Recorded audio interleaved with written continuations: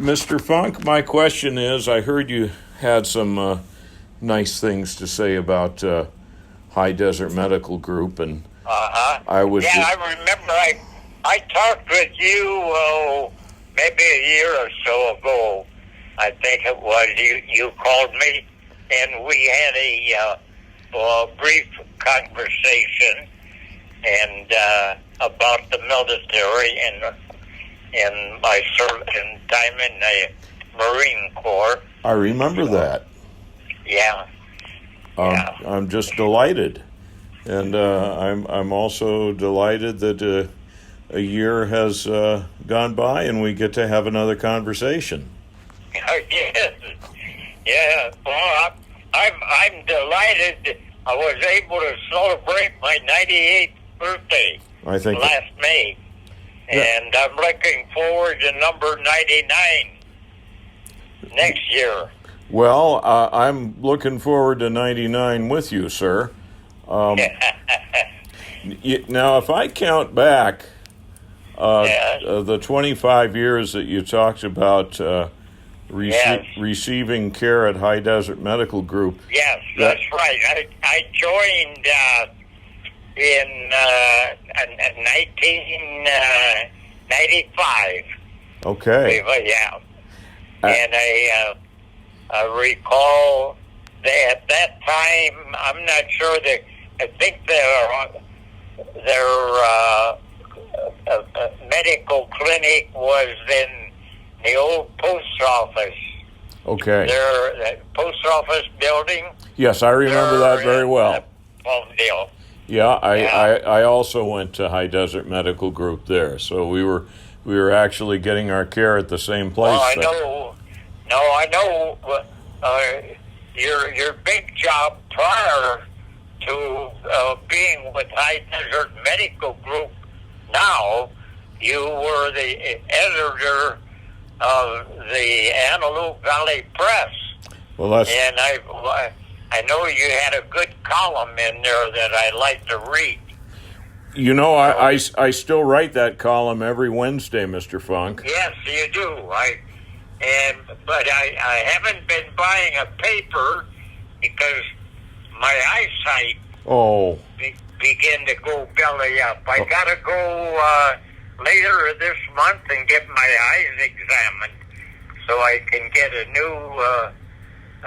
new pair of glasses. Because I like to read. I like to know what's happening. So do I.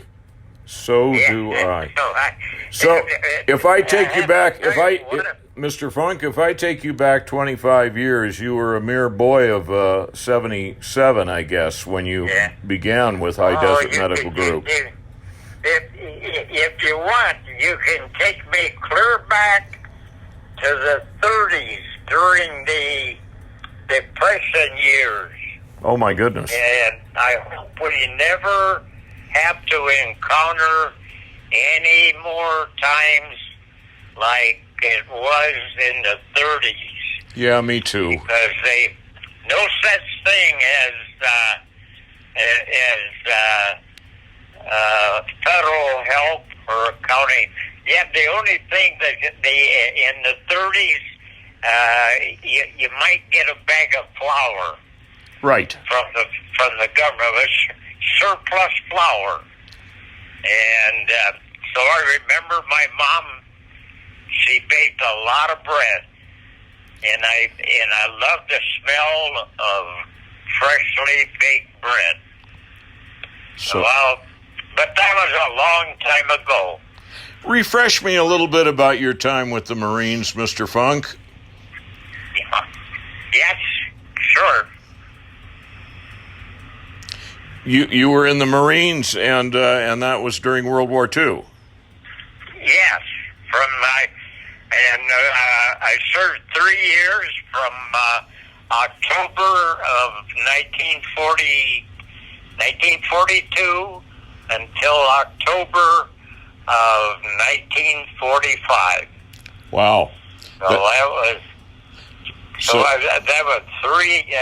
Those were 3 good years, and fortunately, I did not have to fire my M1 rifle at any of the enemy.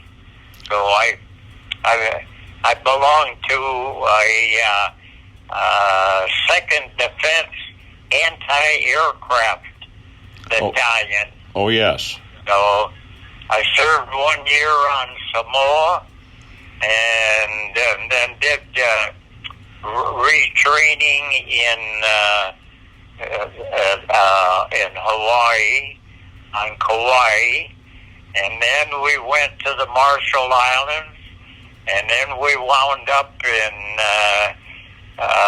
Guam for a couple of months, and then from Guam we went on to Okinawa. So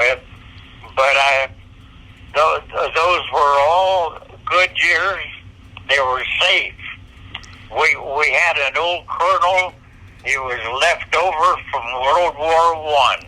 Oh, goodness. He was a chain smoker, but he said, I got to look after my boys. So he made sure we were safe. Well, I'm very happy. I'm very happy he did. Mr. Funk. I'll tell you what is ironic, though, Mr. Anderson, is when I first got to Samoa and I got assigned to the 2nd Defense Battalion, he was the commanding officer. His name was Norman True. Wow. And I was with that outfit from 1943 until I was discharged in 1945 at the Great Lakes Naval Training Center in Chicago. Yes. And Norman True was also in charge of the discharging of the Marines. He signed my discharge papers. So you had a good relationship. Yes, I did. But he was an old guy from, I can say he was left over from World War I.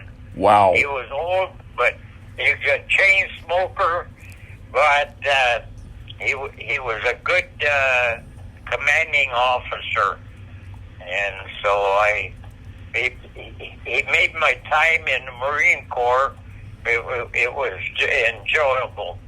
Mr. Funk, you got out of the Army in October 1945, and that is exactly when my father, my dad, got out of the Army. Is that right? In October 1945, yeah. So you two fellas were coming home at exactly the same time. Yeah. Now you have a son. Yes. That's in the Marine. Is he still in the Marine Corps? No, he got out of the military about 8 years ago, and he's got a little boy now, and he's married to a lovely woman. And oh, good. Well, he's got a career of his own now. That's correct. As a private citizen. And he's good. And he's a good one too. He's a lovely young man. Let me ask you. So, do I understand correctly that you had shared that you have had a good experience with High Desert Medical Group? Yes.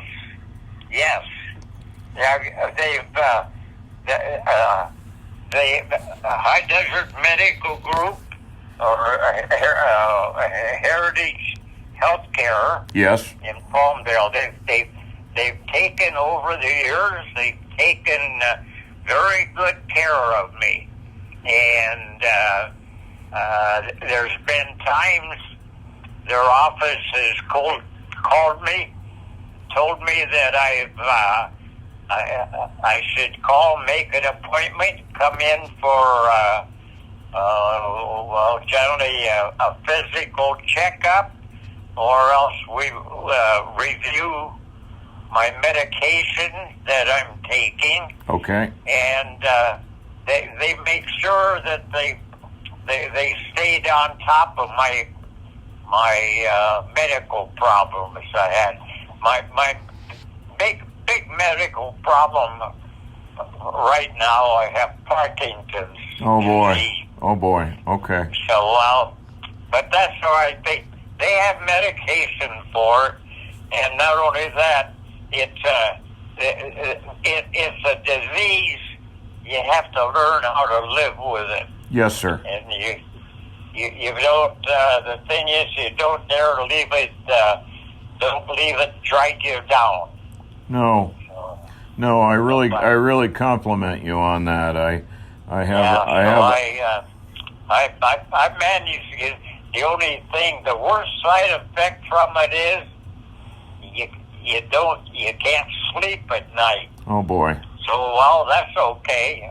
I take naps during the day. All right then. So I work around it. Well, And I take medication. I take medication for it. I'm so happy to hear that you have come to this time, 98. I hope you're looking at 99, and I hope you hit 100, Yeah. sir. I do too. Yeah. Well, but I want to tell you though, Mr. Anderson, I kind of miss the old format of the Antelope Valley Press. So do I. And I used to take the paper every day, daily. Yeah. Yes. And there were columns in there I enjoyed reading. One of them was Bill Gillis. Oh, I like Bill Bill Gillis. Gillis' Great column. guy. Did you know Yeah. that both you and he were in air defense artillery in the Pacific War? Is that right? Yeah, Bill Gillis Yeah. was an ADA man. I met Mr. Ross. I met Mr. Amspoker. Oh, yes. I met him at one of the fall festivals Yes, sir. at the park over in I forget the name of the park, but anyway, I happened to meet him, talk with him. He was at the tent where they had. I think they had your Yeah. newspaper Yes. was there. He represented the Antelope Valley Press. Well, Nice. Ross was a great man, and he also served in World War II. He was over near Antwerp, Belgium, and Oh yes. he got some of those V bombs dropped on him. But Oh.